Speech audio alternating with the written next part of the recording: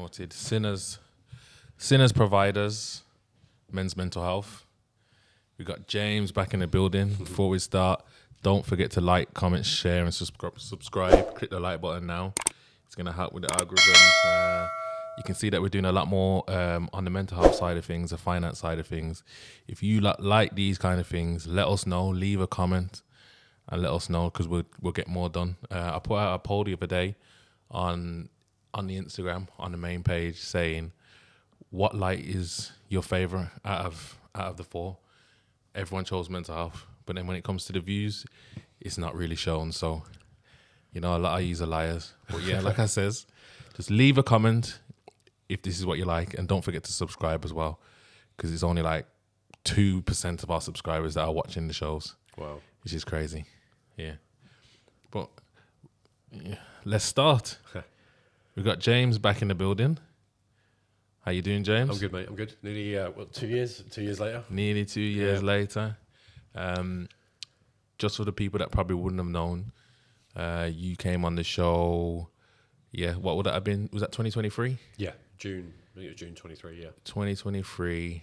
There was two other people on the podcast, wasn't there? Yep. There was the dancer and OF girl. Which one was that now? Was it Naomi? Yes, Naomi. Yeah. Good person. Yeah. And Jack's brother, what's his name now? Tom. Yeah. Who's currently living out in Thailand, doing his thing. Yeah. Shout out to Tom.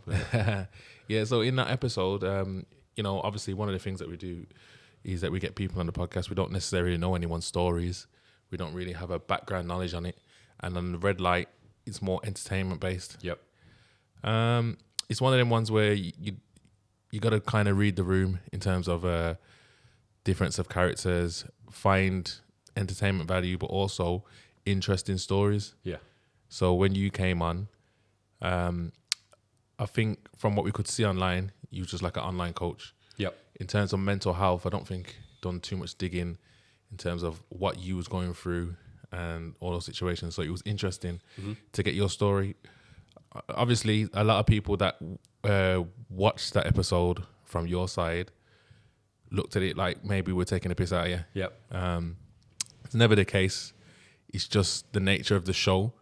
It's an entertainment show, and it doesn't mean that people suffering with any mental health are funny. But at the same time, me personally, I do encourage to like find jokes in the worst situations. The same jokes that I would give out to someone else is what I'll take back. But it's more about,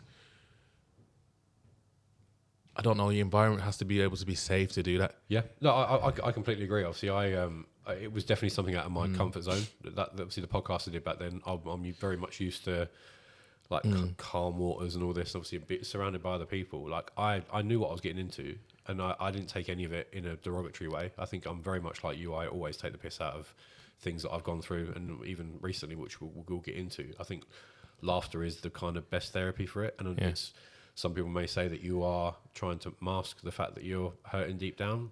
There's probably an element of that, but I think it's very much if you can find humour in shit, then I think it's a good way to like process it. So I didn't see it in any derogatory way. I know some people did see it like that, but I kind of fought your guys' corner as well. It was like there was no. It's obviously it's a new thing, and obviously all us guys, especially in the prime of their early 20s to late 20s, like you should be having it away. You should be having like not multiple partners, but and obviously the whole point of them not having that erection for 10 years, it's like that's like what no one's heard of that before. It's like it's so out there that people are going to go, what's that about? So obviously it's just I knew that it was like a topical thing that's going to create a little bit of buzz, and obviously you and I both know that it's the social media game, isn't it? You want to have interesting stories where people go, nah, that ain't true. It was, exactly. It was. So there was no animosity there from me at all. And it was the fact that you was on the other side of it as well. You came out on the other side of it, and you're building confidence. So the fact that you're doing those things, if you was to take heart, like you know what I mean, like. Building confidence in people would mean that you're getting to a stage where you're confident in yourself. Yeah. You know what I mean? Even though you've gone through it, like you've got to have a certain level of confidence to give it out back in it. So 100%. I think obviously that's where from the coaching aspect of what I do, I think I would be a little bit of a fraud if I didn't put myself in the shop window and put myself out there for people to go, I'm not just telling you to do it, I'm doing it myself. And I think it's just, I think the one thing for me is that if you take the stigma away from whatever past you've got, however dark you think it is, if you take ownership of it and you talk about it and it doesn't get brought up and then you have to talk about it, you are actively bringing it up, you take charge, there's no stigma there. And I think that in itself builds confidence, and it kind of, you're in control. You're in control of it. So yeah. Okay. After we done that podcast, obviously you would have went and done whatever you're doing. How was life for you after that? Never dull. It wasn't dull at all. It was obviously I went back to just doing my own stuff. Obviously back then in 23 I run a business called James Mental Health PT. So obviously trying to establish my niche within the fitness industry. Obviously it is highly saturated, so you want to do things that kind of help you stand out from the norm, and using my trauma for strength as well. Obviously helping people that have either gone through the same things or similar things that can relate to things that I'm going through. So I just went back to building that, trying to get myself established. At the time I was living in Huddersfield. Yeah. So I was trying to do work with councils and local businesses, and obviously by the time the podcast got released, I was getting married. So I think actually 2 days after the podcast dropped was my wedding day. Wedding day, mad. Ooh. So wait there, just for those that may not have watched the actual podcast that you was on. Yep. Just give them a brief context of what your trauma was. Okay. Yeah, so my trauma was I had an eating disorder for 10 years from the age of 17 to 27. So it was both anorexia, about 18 months of anorexia, and then 8.5 years of bulimia. So I went from the restriction to binging and making myself sick. So that was the main reason for being on the podcast. Obviously that happened after I spent 10 years at a football club, got let go before signing a professional contract, and dealt with it in a really shitty way. And obviously it kind of ruined the next 10 years of my life. But obviously managed to regain control, and then obviously use my trauma to better myself. So yeah. And a part of the mental health with the eating disorder, that affected your performance, erections, and all that. Yeah. Obviously that was a topic of conversation on the podcast. Obviously, that was like the most wildest thing you could say. Obviously, what's your biggest sin? Yeah, and obviously at the time, I think my body was very much in like survival mode. So yeah, I didn't have an erection of any kind for near off 10 years. So yeah, that was obviously the topical thing at the time. So yeah. Okay, then. So fast forward now, going back to wedding day. 2 days after podcast, you get married. Yep. Everything's good. Yeah. Obviously, I was an emotional wreck that day. What I thought was the happiest day of my life. I think from all the past stuff, obviously I think we mentioned it on the pod, like the 10 years that I was really ill. Obviously, I didn't work. I was basically at home like a recluse. Lost contact with all my friends that I had at school. Seeing them on Facebook, living their life, going to uni and lads' holidays and all that, and there's just me thinking, it could have been me. And I think I always thought that I'm never going to be happy. I'm never going to find someone. I can't even love myself. So how could I love someone else? And how could someone love me? And obviously, I'd had relationships after getting sorted, but obviously never progressed any more than a few months here and there, or a year max or whatever. So yes, obviously to find someone that it was like 4.5 years, and it was just the natural progression of like left Sheffield to move in with her in Huddersfield. We got our own place and got engaged, and just that natural progression. So was she with you through the whole mental health situation? No, she was with me through the other bit of trauma in my life. Obviously, when we first got together, I'd just recovered from my first leg break from playing football. So on our first date, I still had a walking boot on and walked with a like gangster limp on our first date. And then obviously not long after we went on our first date, I then broke my other leg in 4 places, and then it re-broke again. So our whole Our whole, like, we kind of trauma bonded during lockdown. I was let out of hospital just before we went into lockdown. So I spent, whether lockdown happened or not, I would have been in a cast from literally toe to bollock. We couldn't move my leg. Obviously she came and helped me. I was still in Sheffield at the time, so she was coming like 3 days a week to. How did you break your leg? Playing football. Yeah, but how? Oh, how? All from the worst one. Obviously, the in 4 places was playing on a 3G pitch. Early in the second half, ball was on the edge of the area. Obviously, I'm a goalkeeper. Their strikers running for it. Our left back's running for it. I've called for it and cleared them all out, and I knocked knees with my left back. And little did I know that caused a fracture below my knee. But I carried on playing for like half an hour. Yeah. And then with like 5 minutes to go, I took a cross from the back stick, planted my right foot, jumped up in the air, and my leg snapped underneath me. Oh. Yeah, that was fun. So the worst pain ever. I've got like goosebumps now. Yeah, that was absolutely horrendous. And then obviously after I was in the cast for 7 months, came out the cast, and it re-broke again within a few weeks. From? It was never healed. Okay. Despite being told it was healed, it wasn't healed. Oh. So yeah, it just snapped again. So yeah, it was three leg breaks in 8 months, and that kind of took up 18 months in regards to recovery and stuff as well. So my whole lockdown was in a cast, which was fun. Mad. Yeah. So, you know, with the football thing, Yep. saying getting released from your contracts, this is just before we get back onto the whole match. Yeah, sure. You're a goalkeeper. Yep. Why did that fail? I wasn't tall enough. Is that what they said? Yeah. Obviously, we'll get onto the reasons why I wasn't tall enough. But yeah, obviously I was constantly told I was good enough. I was made captain at, obviously I played from 7 to 17. So at 13 I got made captain, which is rare for a goalkeeper, and I got to train at England's training ground, which was Bisham Abbey at the time, and my claim to fame was that I played on a pitch next to like David Beckham, Alan Shearer, Michael Owen, and it was just I had smoke blown up my arse as a kid, and you don't really take it. You don't go, actually, is this real? You soak it in. People tell you good enough, so you are good enough. And then yeah, when it got to the signing of contracts, I was probably 5'7", 5'8" at 17, and obviously their stats for being a keeper, you've got to be 6 foot.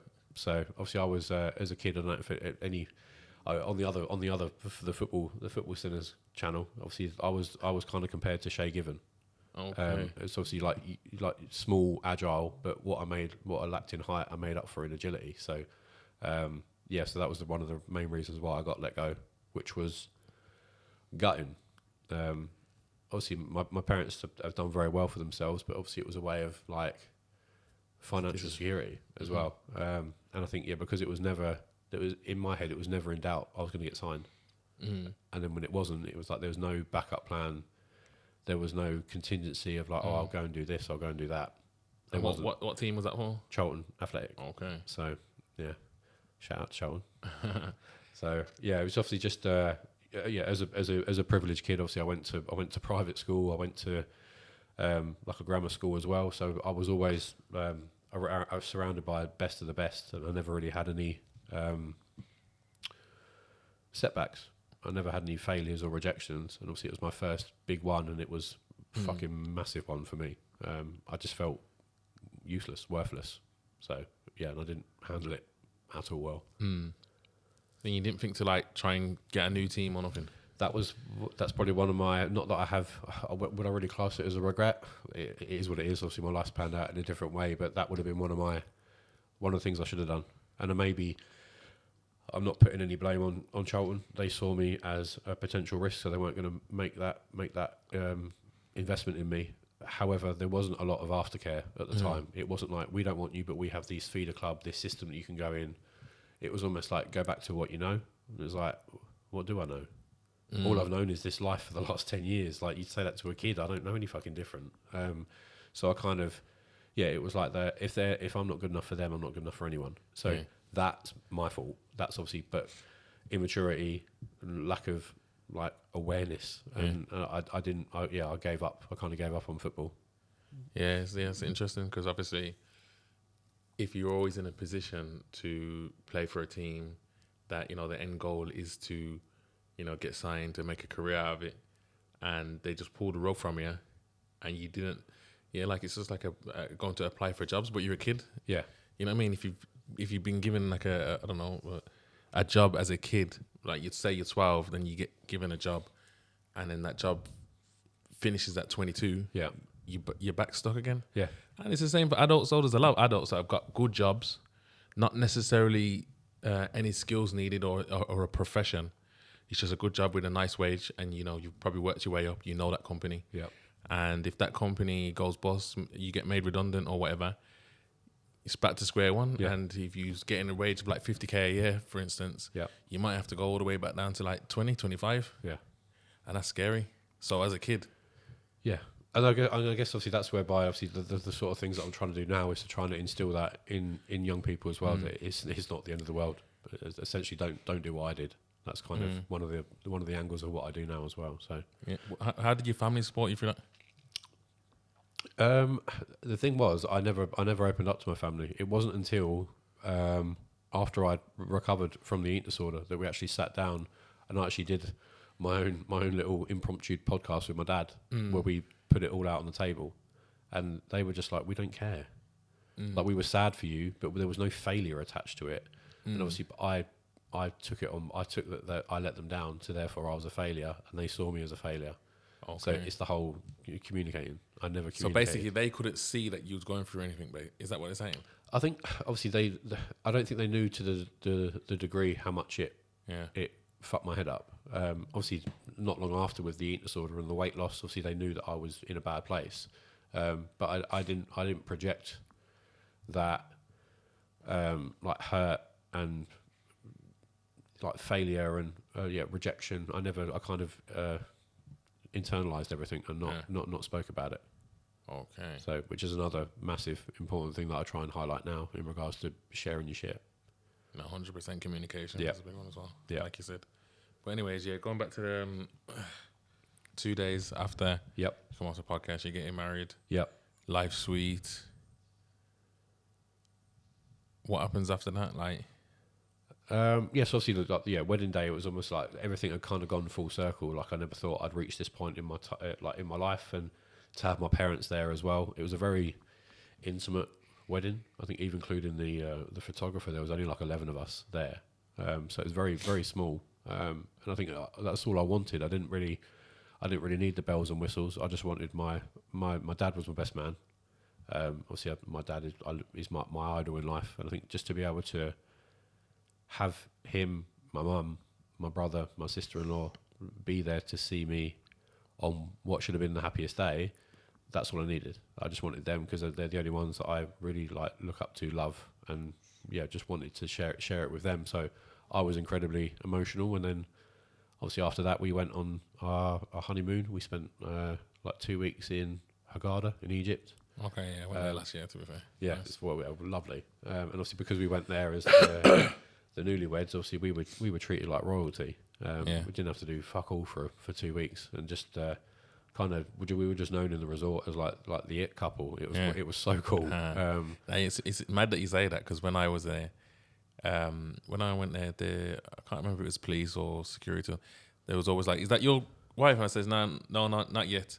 And they were always pushing on it, like, to get married. The people out there, they push marriage on you. They love it, don't they? Yeah. So so obviously we just had the honeymoon as is, and obviously one of the trips that we had, we went out to this bay in the fucking arse end of nowhere on a boat trip, and then obviously while we were there, we were chatting, having drinks, and obviously the topic of conversation got onto kids, and I'd always said, until I met her, obviously, and I think obviously when we got engaged, I kind of, for the first time in my life, actually wanted kids. I'd never had that urge prior to that. I think because all the stuff that had happened, like within my own life, I was barely able to look after myself and provide for myself. So the idea of bringing someone else into this world, to me, it was like fucking irresponsible, because I've only just like started to live my life now, and obviously I'm very much like I want to be able to give my kid anything, and if I'm not ready there, like financially,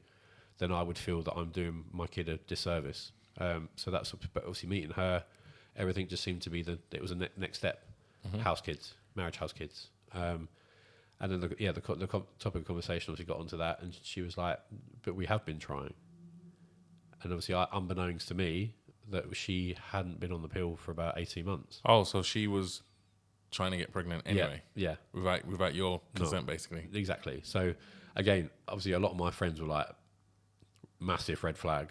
And I was like, well, I wanted kids, so if it happens, great. Dismissed it. Yeah. Didn't really think anything of it, and that's obviously when there was a little nagging doubt in the back of my head, like 18 months, like no mistakes. So we decided to get tested when we got back. Obviously, she had a kid in a previous relationship, so obviously my stepdaughter, and then not long after we got back, we booked in at the GPs and both got tested. She, within like a few weeks, got the message back saying all clear, and then I got a text message about a month later to say you need to book an appointment. So again, I hadn't been to the GPs probably since I'd recovered from the eating disorder, so I was kind of out the loop in regards to it. I was just like, okay. She was like, they found something. Yeah. I was like, yeah, it is what it is. Like, we'll cross that bridge when we come to it. Obviously, my brother had an issue conceiving. I think he had. I think they went through a round of IVF. So I was like, if it's in the family, IVF, it's fine. There's always ways and methods and means around it. It just it may be difficult, but we'll get there. And then the doctor's appointment was on the Monday, and we went out to dinner on the Saturday night and to our favourite restaurant. And it was obviously talking about, well, I just thought we were going out for dinner, date night. It wasn't. It was more, have you thought about what happened if it's worst case scenario? And I was like, no. Like, do you not think you should? No, because you worry about it twice. Like, why would I worry about it before? Whatever it is, there's something we can do. It's like, yeah, but what if you're infertile? It's like, fucking hell. Don't know. We'll adopt? We're not adopting. I was like, okay. Then what? And then she was like, we'll have to do sperm donor. And I'm like, fuck off. No chance. Macho view, like not knowing any of the details. I was like, I'm not letting someone else fuck my wife. I only just got married. I'm not letting someone else get you pregnant. Like, that's a no-go. And she was like, well, if you don't want to do sperm donor and I'm not doing adoption, I want another kid, James. So if we can't have kids, we're going to have to separate. And it was like, what the fuck? Like, and then they come and dish up mains, and I'm like sitting there like, I ain't even fucking hungry now. Like, you can't drop that fucking bombshell on me. Like, we could have spoke about this at any time instead of in a fucking date night. So that put a massive shitter on the rest of the date, and I just wanted to go home after that. And that's when I was thinking, didn't sleep like Saturday night, Sunday night. I woke up at the doctor's for Monday, and she was like, can I come with you? I was like, no. I was like, I need to do this on my own because you've now convinced me that I'm going to find something, and I don't want you to come in with me because whatever the news is, I'm going to have to comfort you and help you process it, and I'm not going to process it myself. I said, so let me go. It's 20 minutes from the doctor's to home.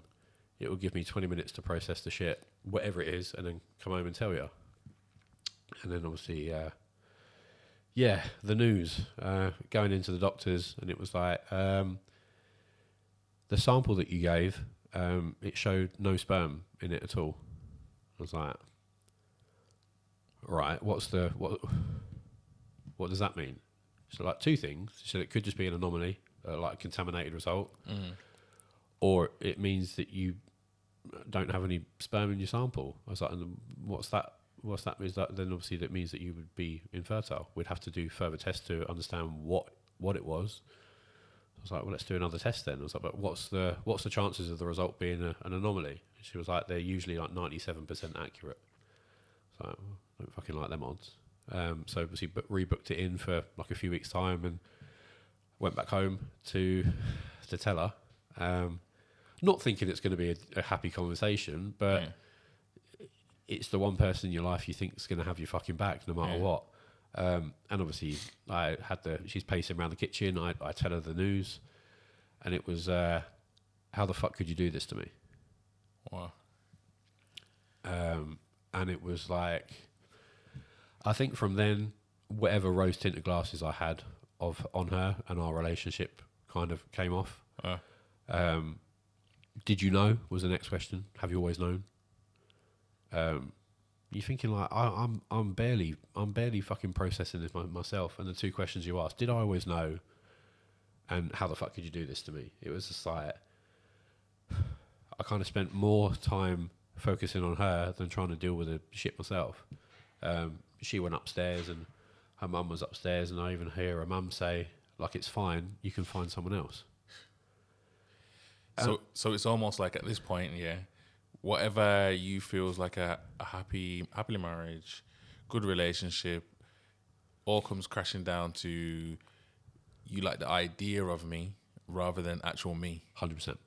And I think that's whereby I think my relationship was never perfect. Yeah. No one's relationship's perfect. If I say that, they're a fucking liar. But there were things that I didn't like, but overall I accepted it for what it was. But do you think that men do that and women don't? Yeah. Because like when the pressure's on, as a man, we have to dig deep. Yep. We try to, not look at the negatives, focus on the positives, and try to make things happen. Yeah. Whereas when the pressure's on for a woman, I feel like her first instinct is to maybe even get venomous with her mouth, say things that are not even, she don't necessarily mean all the time. You know what I mean? Like, and then become something that is unrecognizable. Yep. I think the thing is, I think you look at things, and I think women are far more emotionally heavy. Mm-hmm. And I don't know whether this was just my. I'm not trying to stereotype anyone, but from my perspective, it seemed like I was looking at things more emotionally. I was looking at the bigger picture, as in, like, I have to make sure that you're all right and your mum's all right. But isn't that more logical though? Oh yeah. I guess it is. It's almost just like I'm trying to put out fires, and obviously you're going to be emotional to the type of words that are coming out of their mouth. That's going to make you emotional because it's designed to the anger that she's feeling towards the situation. And I think the thing was I wrongfully, but at the time, as you do, I took her reaction as a trauma response.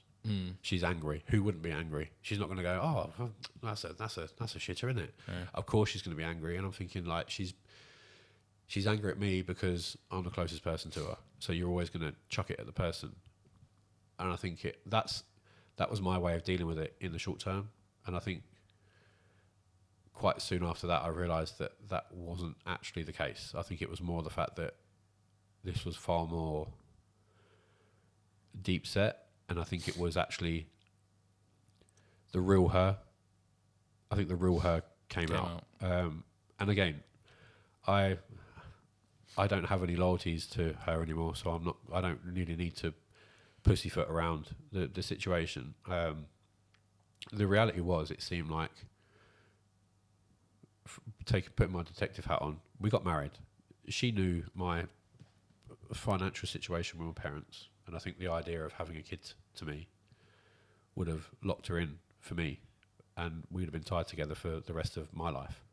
And I think the idea that she then couldn't have a kid with me, there's somewhat of a lack of financial commitment from my behalf if things went to shit.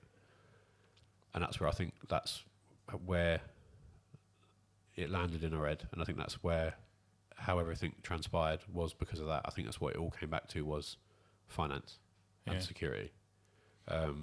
So I left that day. I left for a net. Did you have that conversation with her? No. I didn't really think at the time. I was very much in like damage limitations. I left for about a week. I stayed at an Airbnb.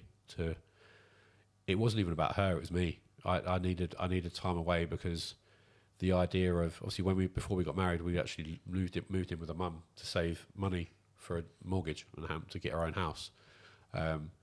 And despite the fact my parents were against that idea, I was like, bigger picture, we'll save money on rent, we'll be able to get our own house quicker, happy days. What transpired with the news was I was stuck in a house surrounded by people that didn't want to give me time of day. And I went from being like the happy family unit to the outsider.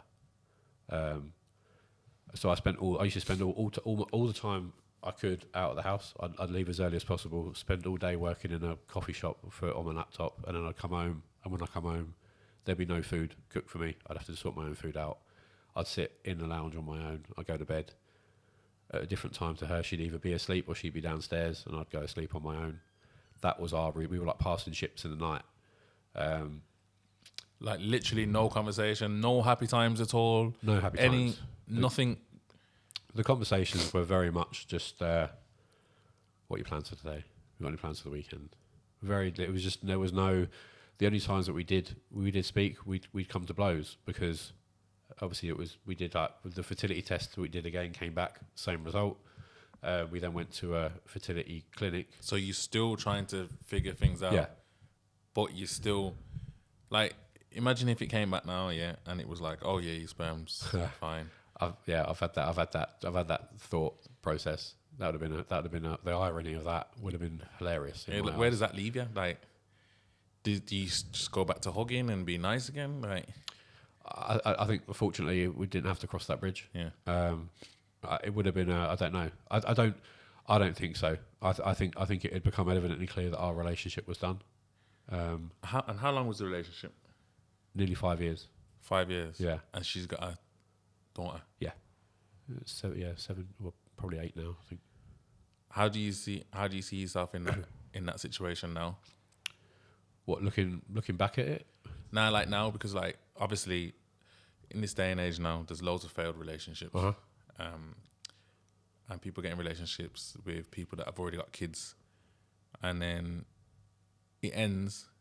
But does it finish there with that whole family, like, or is there any bonds that have been built that doesn't break in that situation just because of your lots?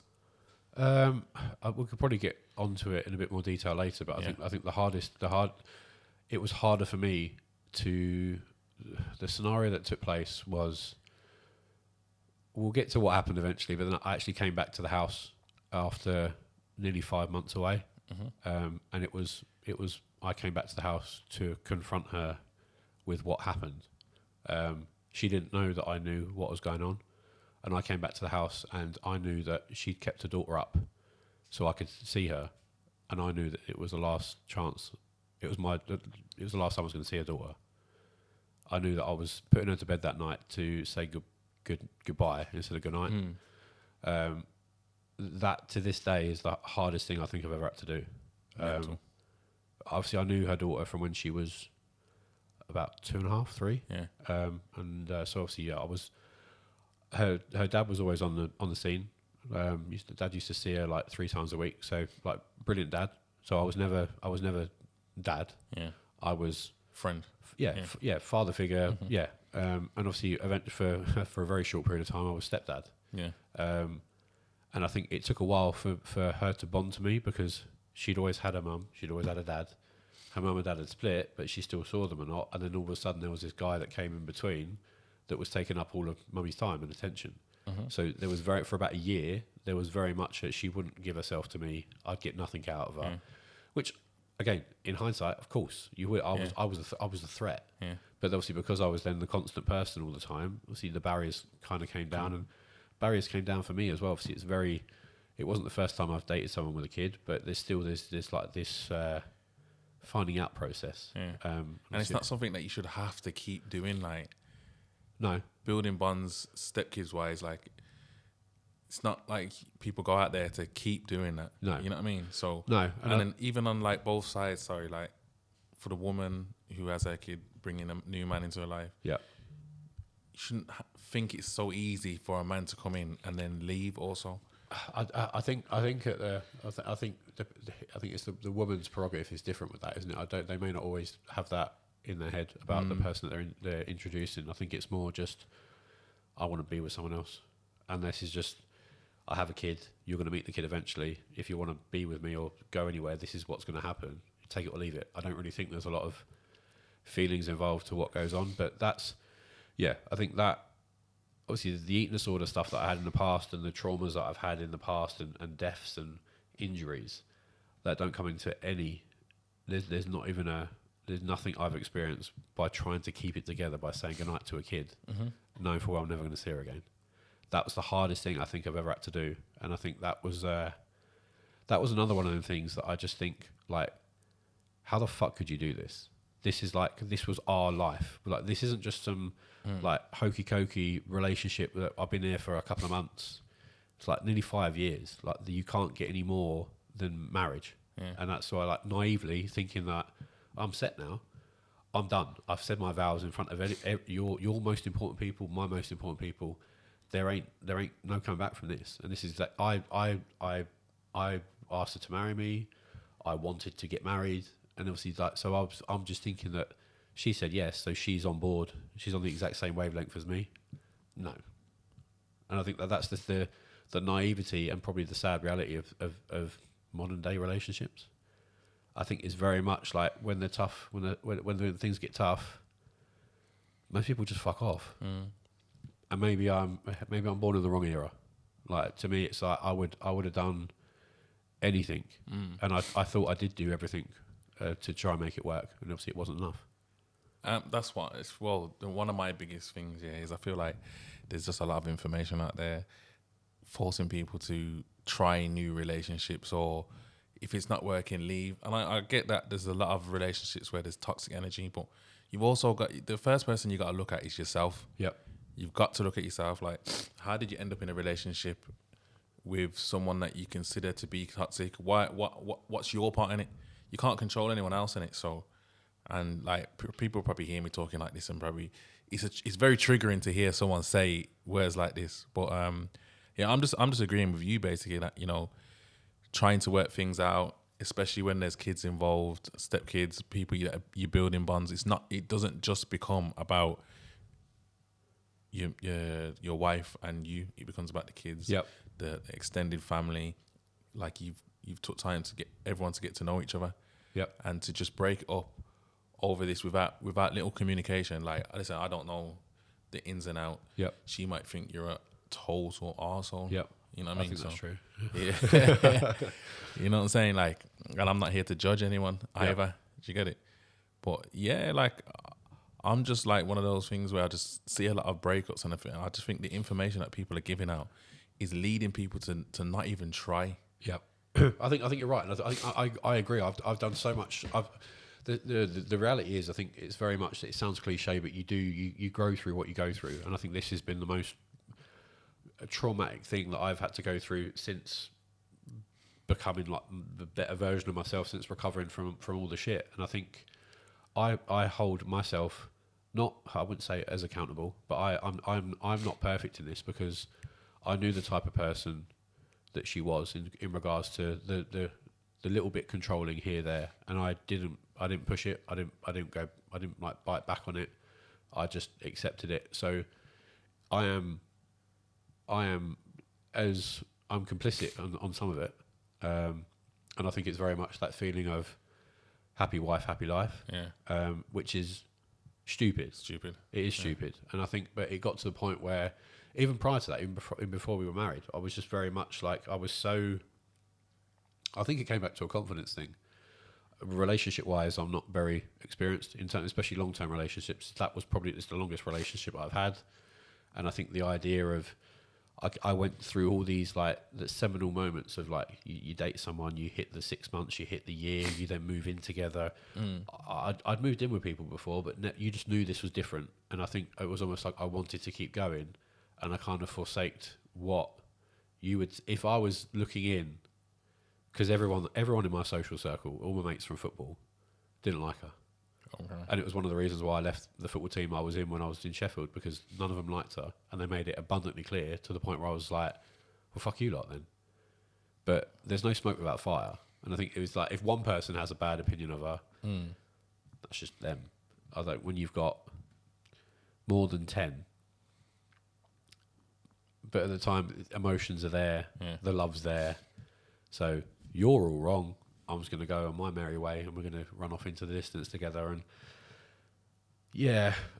I think some of my friends after the fact were like, I'm really sorry, but I'm not surprised. So what would you say was what didn't they like? What was the red flags?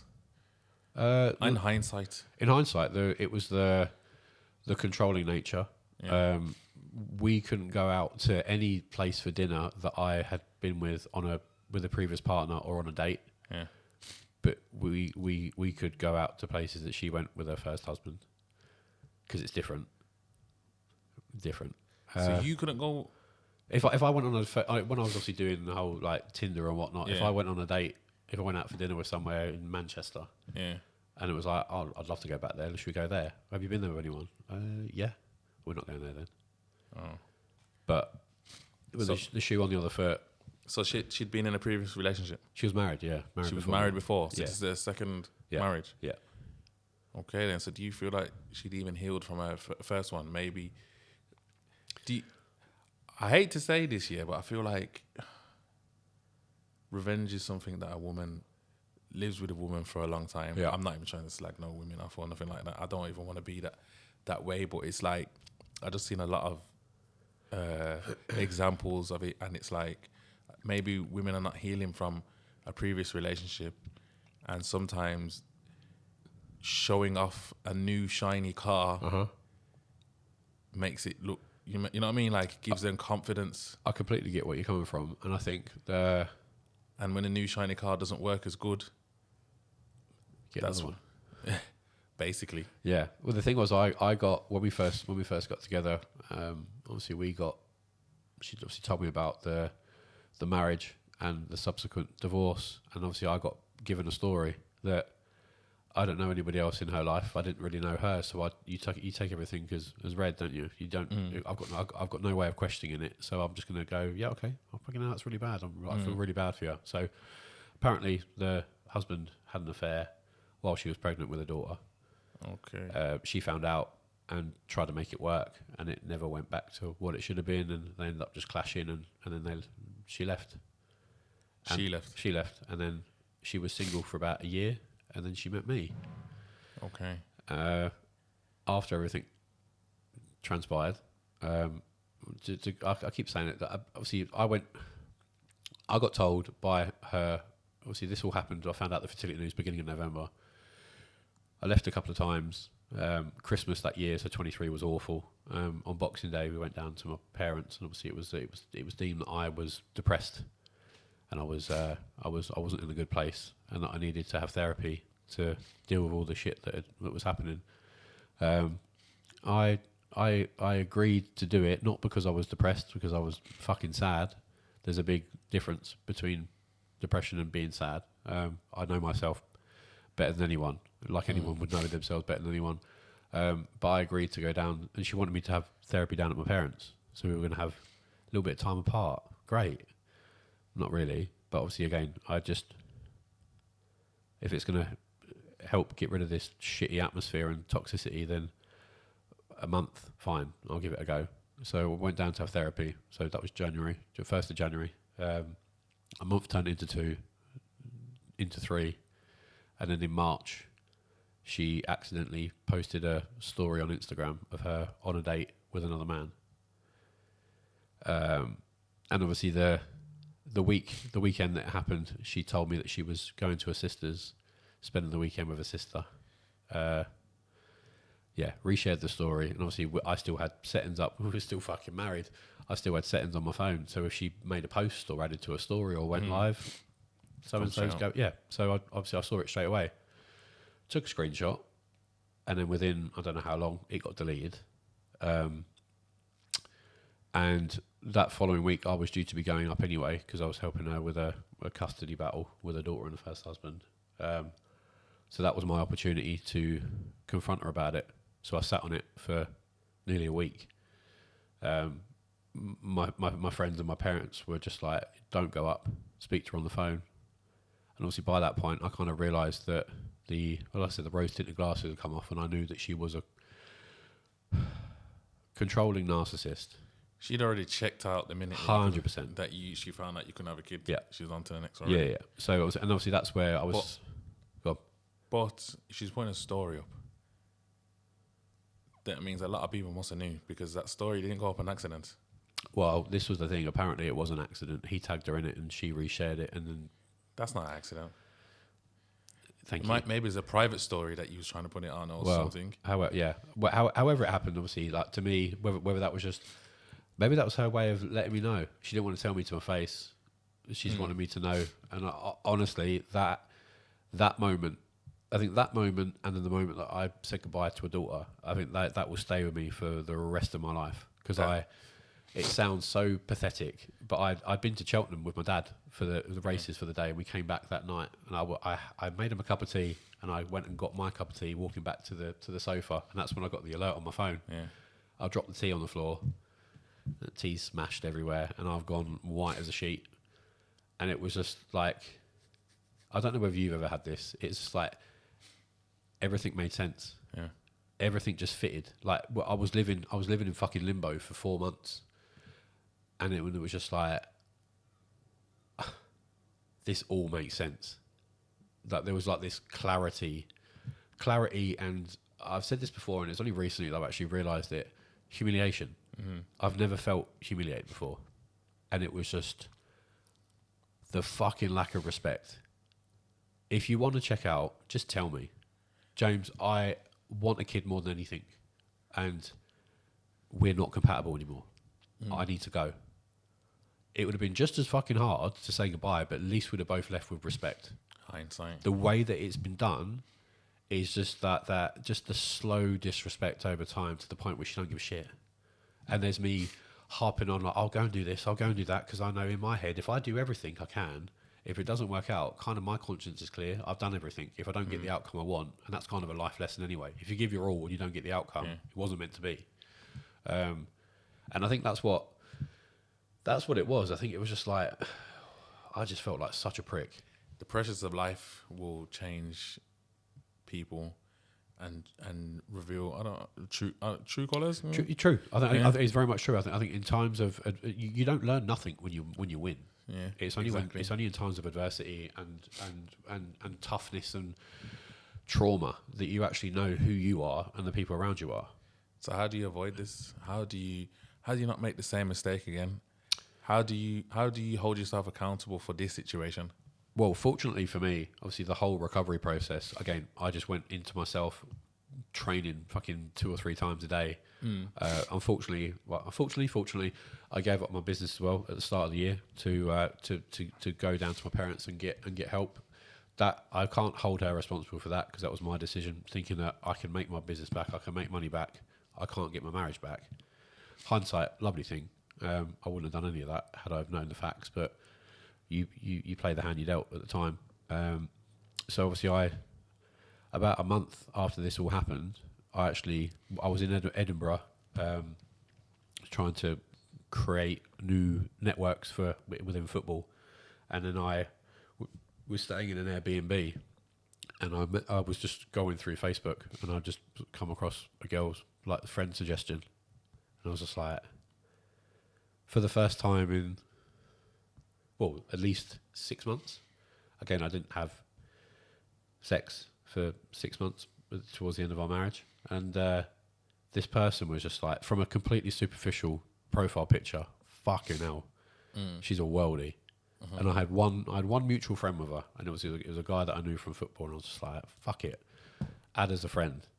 And then within 5 minutes, she accepted, and then she started following me on Instagram.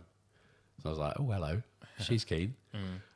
Followed back and liking pictures and whatnot. And so we got chatting, and maybe we could put a picture up or a profile up. It's like, she's an absolute fucking rocket. Like, she's absolutely stunning. Is this your revenge? Well, yeah, without confidence. Yeah, revenge, confidence. It's all the same thing to some extent. Like, we all feel. Fuck you mindset. Yeah. It's natural, unless if you feel pressure and someone handles it different to you. Yeah. Or if you try to rationalize irrational behavior. Yeah. Like, you're gonna feel some sort of resentment to people. So when someone else can give you the confidence to show you that you are somebody, that should be respected.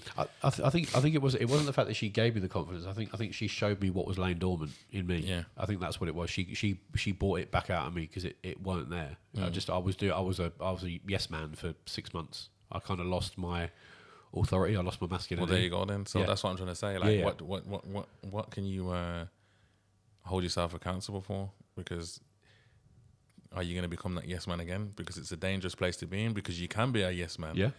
And it can go nicely. Yep. But one pressure situation yep. can turn the yes man into a, you know what I mean? Like, someone and not of use. Yeah, no, I get that, and I think the one thing that I learned from my marriage was communication.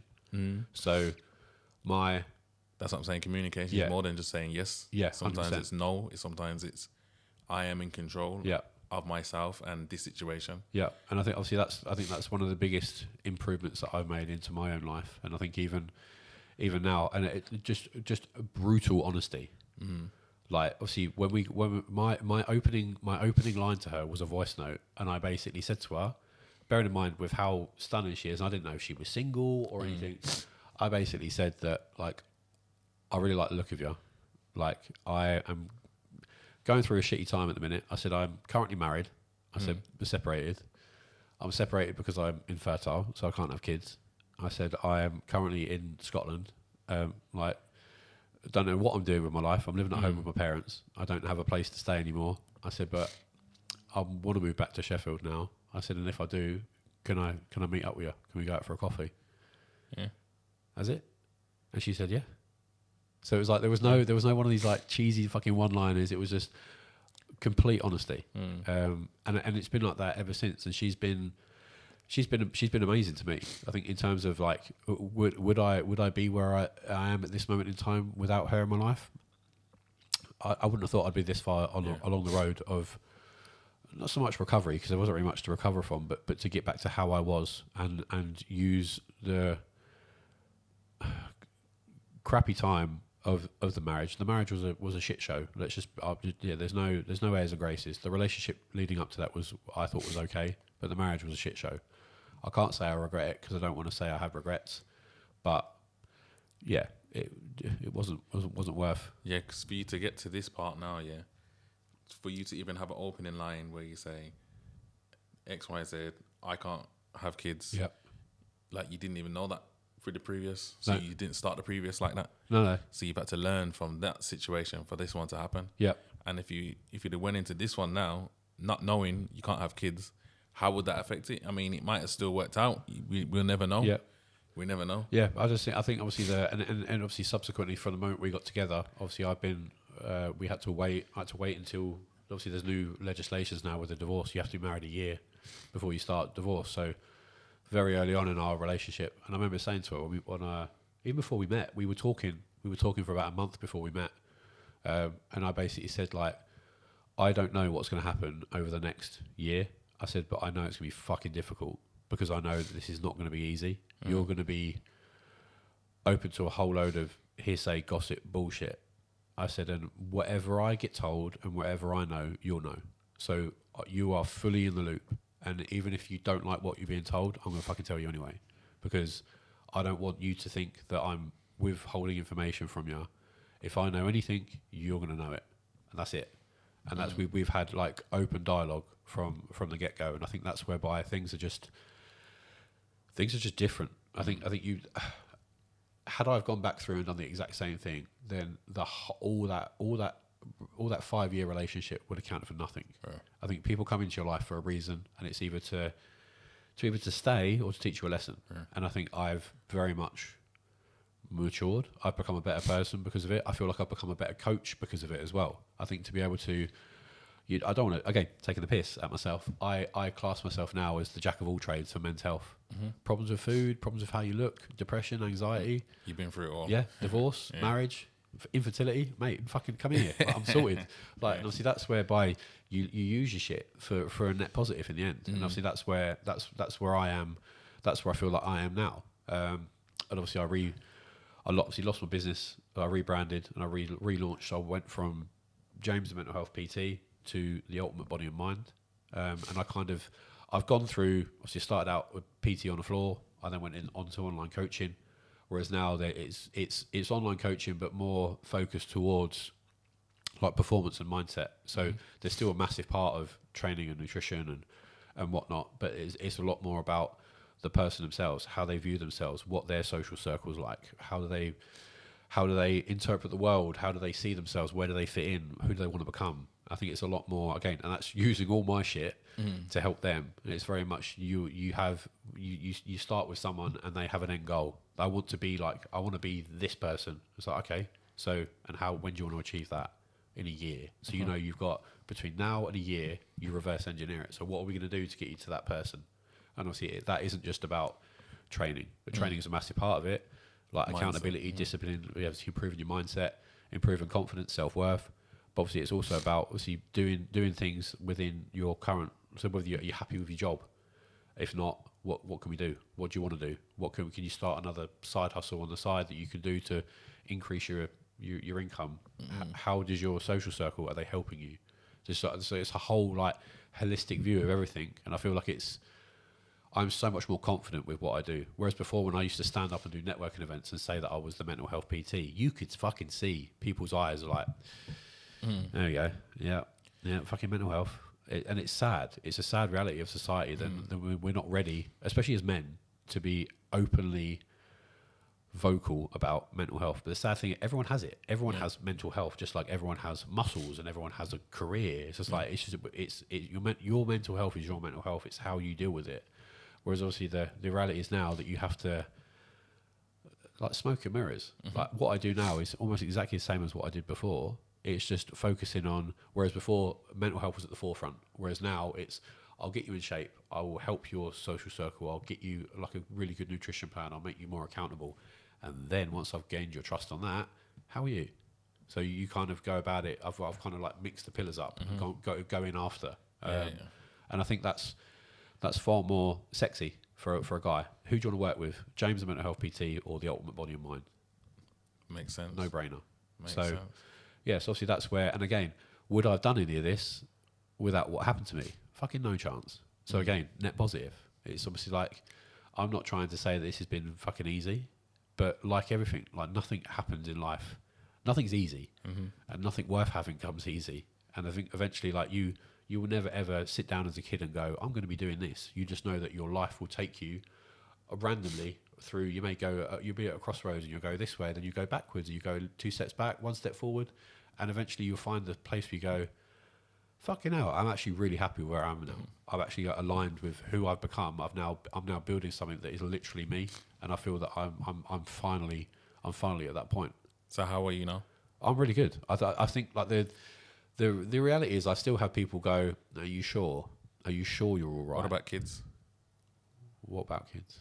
Do you want kids? I've obviously I had this. Obviously I can't have kids myself. The only way that I can have, obviously my partner's got a son, but I think as and when. How old's he? How old's the son? 7. Okay. Which is obviously, again, it's in terms of I always wanted a son.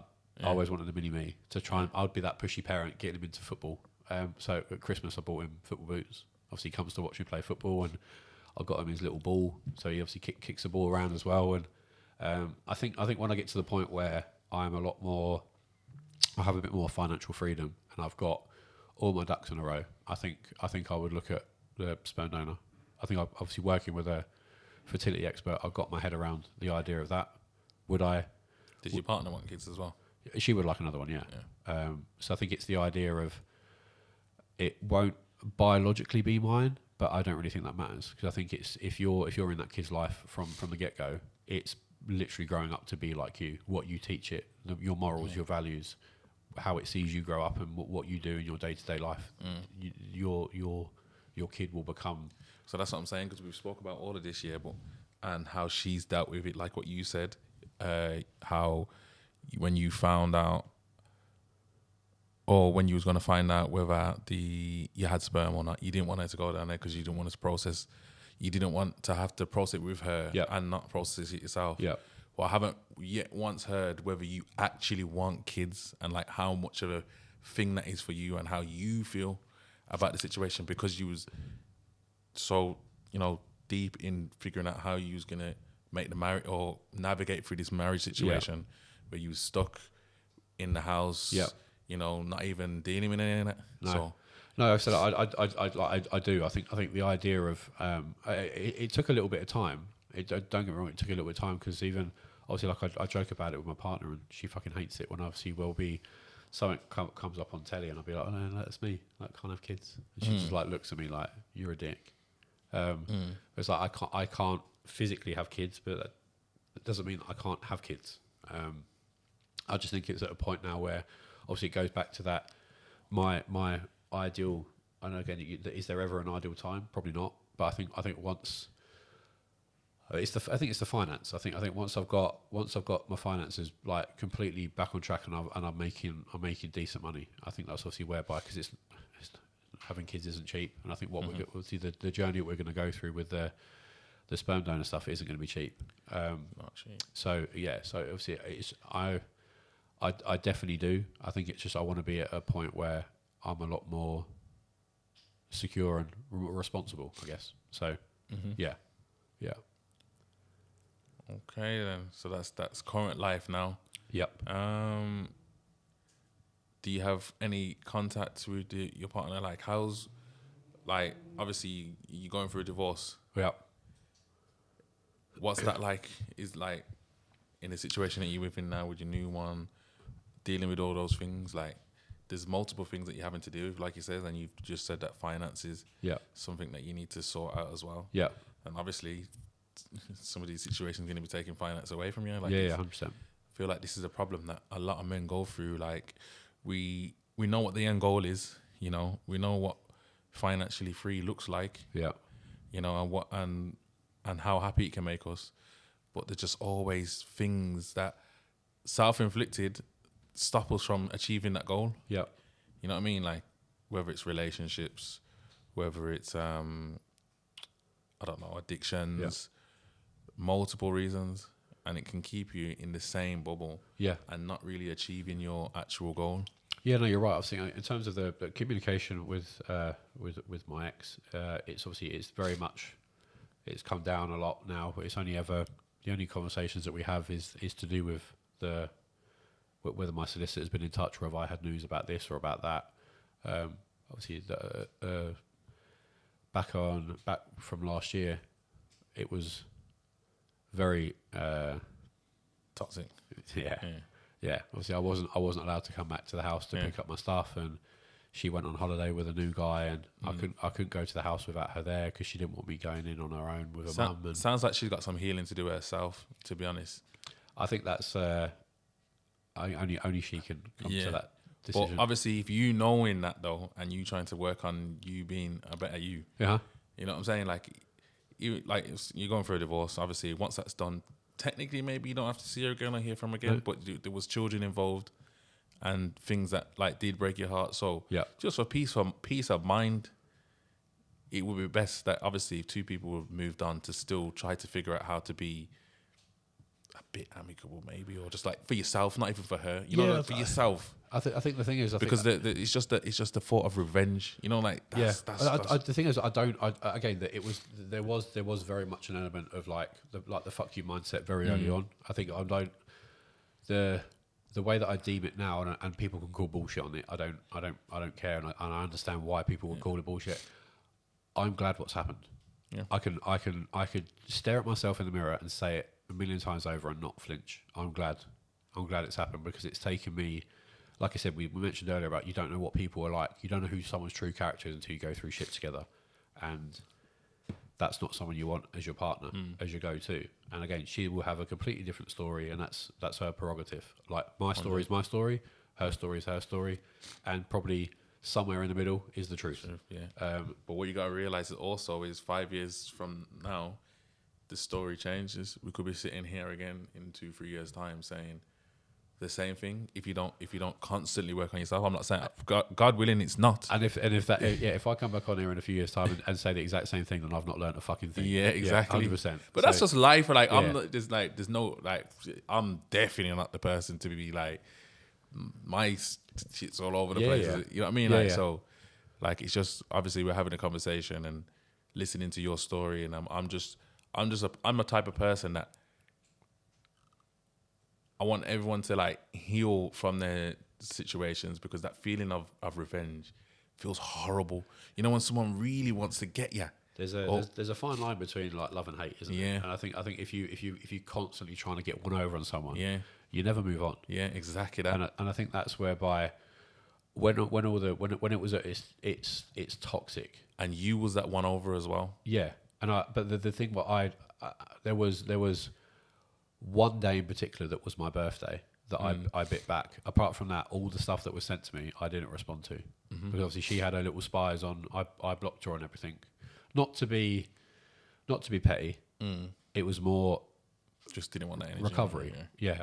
If I don't see you, I don't want to see you doing anything with someone else, because I weren't ready to see that. And obviously she had her spies on her social media. So even on my first date with my partner now, I got a screenshot and a text message saying, it shows how much you cared about this marriage. And it was just like, I've got so much I want to say. See, that's the thing, though. But like, if you do, it's back and forth, and then and that's what they want, though. Yeah, exactly. It's just like, and it just shows, though, that she was actually hurt, and the way that she processed her side of things, is not rational. Okay, and I think the reason for that is because for that 6-month period, she, again, despite the fact my balls don't work, she had my balls in her hand, and I think the last thing in her mind was that I'm going to go and fuck off and meet someone else. I very much thought that I was going to sit in my turmoil for fucking months, pining after her. So it was kind of like, he's moved on. I don't think in a million years she'd have thought I would have. I feel like, and I could be wrong with this, I feel like for a man, we have to have our confidence. 100%. We've got I love our woman, but we've got to have our confidence. Yeah. Because the minute that you lose that, the love from your woman goes. Everything goes, 100%. And you can be taken advantage of. You can't be out here trying to disrespect your woman or doing the most in other ways. Like you should always try to become a good person, but that good person isn't just saying yes.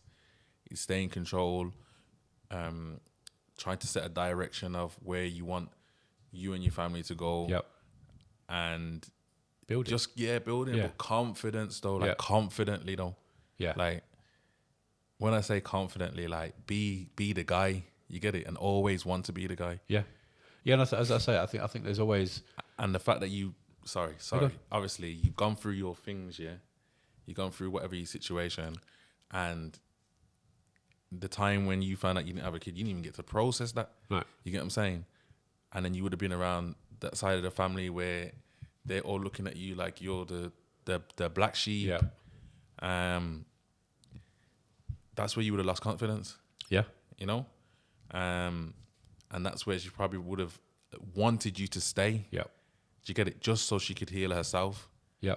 And that's not necessarily cool or the best thing. Obviously, communication is always best, but sometimes you can't get through to people. You know what I mean? No, I think that's where the thing. I think it's obviously it's not starving of oxygen sounds harsh, but I think in terms of like when things have become, when the relationship's broken down and it does become toxic, you're just fueling. If every time you say something back, it invites them to say something back and worse, and it gets to the point where it's just like, who's winning here? Yeah. No one's fucking winning. We're just detracting from our own lives. It's just like, you've done what you've done. There's no one in my circle, and especially from me, I think things could have been dealt with in a far more respectful way. But you go live your life. Like you've probably detracted a year out of my life. Yeah. Let me ask you a question. Yeah. I'm going to ask you a question, because I can't just allow you to just say like it could be done in a respectful way. Yeah. If she would have like said to you, you can't have kids, I don't want to be yet, I'm done. Do you think that could have sent you to a different place of depression? Or I don't know, I can't speak for you. I'm just like, when you think about it, if she would have said that, do you think you might have started turning to that, trying to chase her, you know what I mean? I had this obviously when I confronted her and I had to have my final chat with her. That was a conversation that got brought up, and I think again it's hindsight, isn't it? Because you don't have a crystal ball. So I'm talking from, because there's always a lead in a chase with men and women. You know what I mean? And I've seen a lot of men crying over women. Yeah, you know what I mean? And that's because a woman's being blunt as hell. Yeah, and that knocks a few people's confidence. Maybe the way the path she chose was good enough for you to understand and get to where you are. You get it? Yeah. Okay. I think this is whereby like deep down, I don't have hate. Yeah. I don't have hate for her. And I think, like you said, I'm only saying it now because I've seen that scenario play out. Obviously, had it have gone down the road of being more brutal, I wouldn't have had this scenario play out. So you would never know. It's one of the things we're never going to know, and it's easy to say it in hindsight. So, yeah, you're right. I can't objectively say it would have been easier if she was more brutal, because then I would have gone, fuck, that's cold. Like, but yeah, obviously I can say I would have preferred that approach than what I had to do with, because it would have been cut and gone. But like you said, you can't have both sides of the story and just pick one. Like, life would be, well, it wouldn't be better, because you wouldn't have emotions attached, because you just play it out like a movie. Exactly. So yeah, everything plays out for a reason. I think that's it. And I think the sad reality is I think we just need to learn from all of our situations. Yeah. Get it? Yeah. No, I don't think we should ever intend to have bad situations or be in a bad place, but you got to learn from it to not keep doing the same things. And that's where the problem comes with a lot of people. Yeah. Repeating relation over and over and over again. You're not learning from self-improvement, isn't it? Yeah.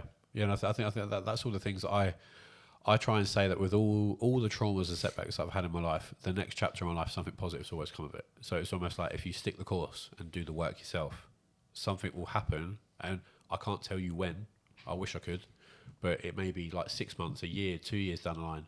Things will align, and you'll reach that point in your recovery or the process of it, and going, I'm glad that happened. I'm glad that happened, because it's taken me to here, and I don't think I would have got here without that happening to me, because I wouldn't have taken that path. I wouldn't have been forced down that road. And I think that's whereby that's what builds you as well. Yeah. But it's very difficult to try and say that to people when they're at the bottom of the trough and they don't know how the fuck to get out of it. And it's almost like, just keep on. But I feel like shit, but just keep on. Just keep on. Like, work on yourself. Get yourself a really positive routine that's going to serve you in the better run. Build your confidence up in the gym. Look better. Lose a bit of weight. Gain a bit of muscle. You are what you eat. Make sure you're eating all right. Have a healthy balance. Don't just go on the piss doing lines with your mates, because that's not going to help you for that. It's like delayed gratification. That instant thing, you're going to feel great, and in the morning you're going to feel like an absolute arse. So, but again, I sound like a preacher because I don't drink, I don't smoke, I've never taken drugs, so I can't really sit here like fucking Jesus, because that's not my life. But I know the importance of doing the hard work, and it's when you're in the trenches, it's fucking awful. But just try and create some type of structure when your whole life is fucking chaotic. Like, any type of structure is going to serve you, just to help you get up the one rung of the ladder, and then you see things a little bit better, a little bit of clarity, and then you just got to keep at it, and then eventually do something fucking random. Come on a podcast. Come on a podcast. Share your story. Try new things. Go new places. 100%. Meet new people. Yep. That's always good advice, I would say. Yeah. Just quickly before we wrap up, the services that you provide, Yep. It seems like there's like a lot of people online that, because me personally, and when I think about buying these kind of things, I do think like, what's this all about? But there is a lot of people online that do seek help from others. Yep. Like, where do you think that comes from? Like, I think a lot of there's multiple things. I think lack of education and information. I think there's a lot of things that get, if you sat and scroll through social media, you think that half the world think the world's flat and the other it's round. It's like you end up like thinking so many different things, and you're just fucking clueless. You don't know what to do. So I think there's a lot of misinformation that just kind of muddies the water in what to do, what's right.